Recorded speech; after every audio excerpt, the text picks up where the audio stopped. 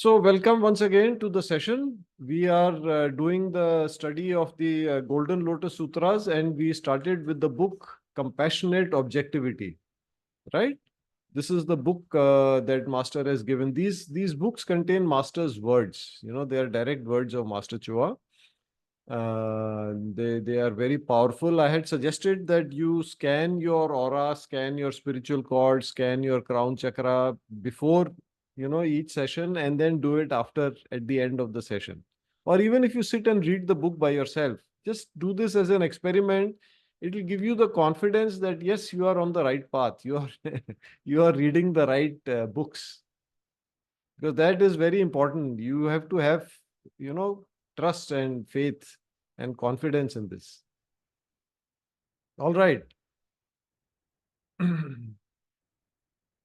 Why are they called the Golden Lotus Sutras? This also we have discussed. The Golden Lotus, because, that is the depiction, usual term used for a highly activated crown chakra, which means a highly evolved soul. So if you want to become a highly evolved soul, these books will show you the way. And why Sutra? Sutra means, formula, where things are very densely packed. In our case, we are talking about knowledge or information.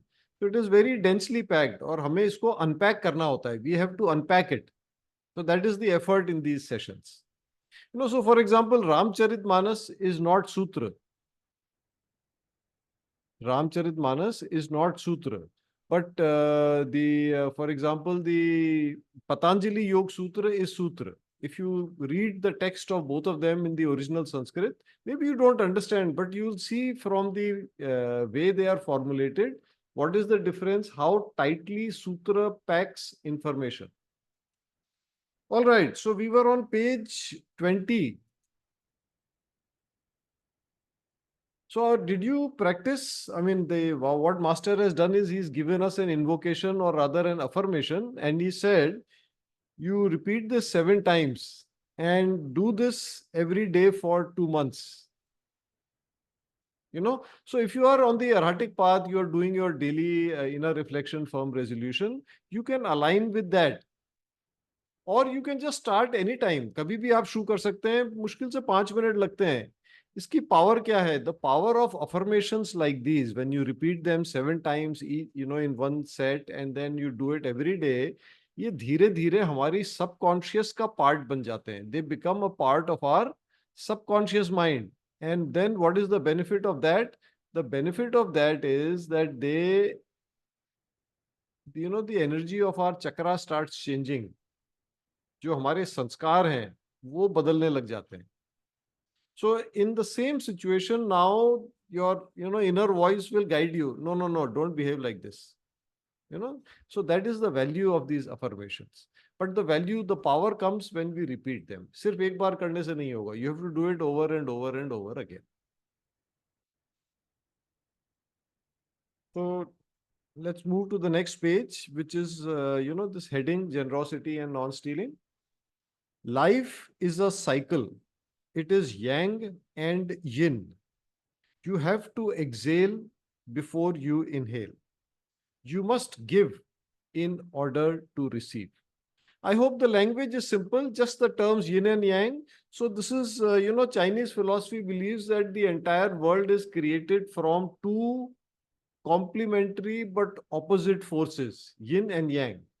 So yang is the outward, forceful, and yin is the the receptive, the softer qualities or energies. So just in India we talk about Ardhanareshwar. So there is half man, half woman, something like that. Or when Master in EOGSE, the existence of God is self-evident, he talks about Purusha and Mool Prakriti. So again, same thing, 2 complementing but opposite qualities or energies. So the world is created by their, by their interaction. So now here what Master is telling us is that life is a cycle. There is yang and there is yin. Yang means outwards. Yin means inwards. So he says you must give in order to receive. All of us want to receive. We want love, we want money, we want this, we want that, good health, etc., etc. So Guruji kya keh rahe hain? If what you want to receive, you have to give. And actually what he's saying is, first you give and then you will receive. Yeah. By the way, the reverse is also true. If you don't receive, your ability to give will also be disturbed. This will come up in a later sutra. We'll discuss it there. Okay, chale, aage chale. So the next page is blank. We come to page 23, the first sutra. The soul develops by giving, not by accumulating. Accumulating का मतलब हुआ gathering, इकट्ठा करना, एकत्रित करना. Is the opposite of giving. Giving means you are reducing what you have. Accumulating means you gather it. Now you see why, if you think about it, why we don't give easily, why we prefer to accumulate rather than give. Really, two causes come to mind. दो कारणों से करते हैं. Number one is attachment. We get attached. We get attached to money, the power that money gives us, the comforts that money brings us, etc., etc. The second is insecurity. We think, oh, if I give, then what will happen to me? Right? So both these attitudes, both these reasons are obstacles to the growth of the soul. So we have to get into the habit of giving if we are serious about spiritual development. I mean, I'm not saying it, Guruji is saying it. You have to plant in order to harvest. When you give, it's like planting seeds. It comes back to you many, many times. So it's actually a very simple statement. And I think as pranic healers, we've law of karma sikha hai, we kind of know about it. But this statement has many layers. It has a lot of depth. If you think about it, है ना, इस पे अगर मनन करेंगे, if you meditate on it, it can change your attitude towards possessions, towards giving. It can remove that insecurity which prevents us from giving. Try and see. Okay, let's move on. Sutra number 3. If you want to receive love, give love. If you want money, give money. If you want to be wealthy, you must give about 10% of what you earn for charitable and spiritual purposes. This will generate prosperity karma. So this is like a simplified and practical explanation of the law of karma. And what Guruji is telling us here is what we want in life, what our desires are, how to fulfill them. Right? So what you want to receive, you have to give. I think the need or the desire to be loved, I think, is universal. But Guruji is saying you have to give love if you want to be loved. Yeah? And I think most of us are not close to the idea of being prosperous. So same thing, you have to give money to get money. And then this 10%, this master has used, it comes from that Christian term tithe. Tithe means 1/10 you give away. Moving on, generosity brings good luck. Now, this is a really powerful and although simple short statement, but these sutras, they can really pack in a lot of wisdom. Now, what does good luck mean? You see, average luck means what? Average luck means, okay, you do something and you will get in return. Like you are, doing a job, you get your salary. You are running a business, you get like your normal profit and revenue and sales and so on. What does good luck mean? Good luck means like in job, you are getting a bonus, unexpected bonus. Yeah. You get some promotion ahead of time, unexpectedly. You get some opportunity of growth, out of turn. Right? That is what good luck will mean. Nahi to normal luck means normal luck. In your business, you may get some windfall sort of opportunity where you suddenly, you make 5 times or 10 times or 100 times your usual money, your usual sales and usual profits. So good luck means extraordinary gain, either more or earlier or both than expected. Now, what is the link with generosity? You see, generosity means giving and giving more than normal, more than ordinary, extraordinary giving. So, what Master is saying, you want to receive extraordinary, you give extraordinary. Isn't it a very powerful statement? Just think about it. Sometimes we are in deep trouble. We need extraordinary. So, what are you going to do? You need to give in extraordinary terms. I remember once meeting Master. There's this lady who came to give thanks to Master. She said that, I was in deep trouble. And when I approached you, Master, you said, okay, give 10%. And I had that lady saying, I had said that, no, you don't understand. We don't have money. So then Master told that lady, okay, give 20% or 30% if you want to come out of it. And she said, it was hard to accept, but we started doing that. And we are now, in less than 2 years, we are back to even better than we were before. So that is what it means.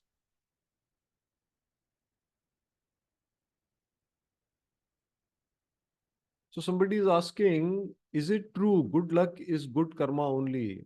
Well, that is what Master is saying. If you want to be entitled to good luck, one of the things you can do is generate good karma, extraordinary good karma.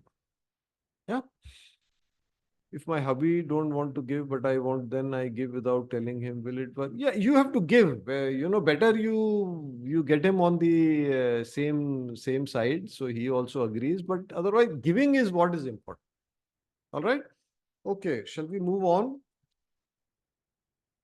I hope you are seeing how power packed these sutras can be. If you tithe, you must also be willing to receive the divine blessings of prosperity. If you will not receive it, your capacity to give will be adversely affected. This goes against the law of cycle. If you don't receive, you'll get depleted. You cannot just exhale without inhaling. So again, this is what I mentioned in the when we were discussing the heading. You have to give to receive, but also you should be ready to receive. Otherwise, the giving, you will no longer get. You will no longer be in a position to give. Like the example Master is giving, if you don't exhale or if you don't inhale, how will you exhale?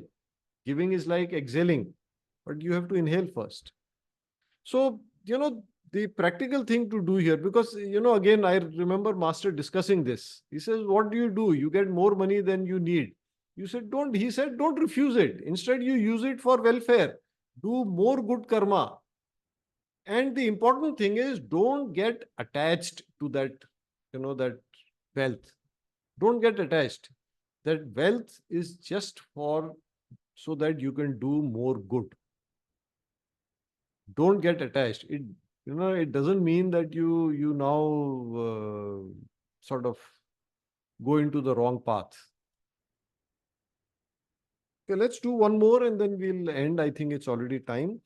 Don't feel guilty about self-interest, healthy self-interest. A person can practice generosity and non-stealing out of self-interest, which is also equally good. Yeah. So the key word here is healthy self-interest. What is the difference between healthy self-interest and unhealthy self-interest? You see, it becomes unhealthy when it is out of greed, when it is out of attachment.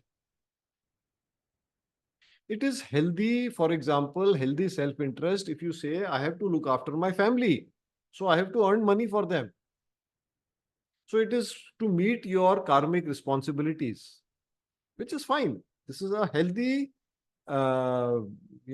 it's very healthy, where it can enable your spiritual development. So for example, I want more money, so I can type more. Or if I have more money, I can hire somebody who will do some part of my work. So I get more time free for spiritual development. Are you understanding? So healthy self-interest, unhealthy self-interest. Unhealthy self-interest, when it becomes excessive, it is due to attachment, it is out of greed. Healthy, when it is, I mean, I can think of two possibilities. Number one, where it is to meet responsibilities. And the other is it enables spiritual development faster. So think about it. What is it that, how can you nurture your healthy self-interest? So we'll end here today. We'll do questions later, if any. Let's just formally end. Lord God, thank you. Master Chua, thank you. All the great ones, holy gurus, holy masters, saints, thank you. Thank you for your blessings, guidance, help, and protection. To all of you who joined in, thank you. Thank you. Those who will watch the recordings, thank you for your interest, your enthusiasm. Thank you.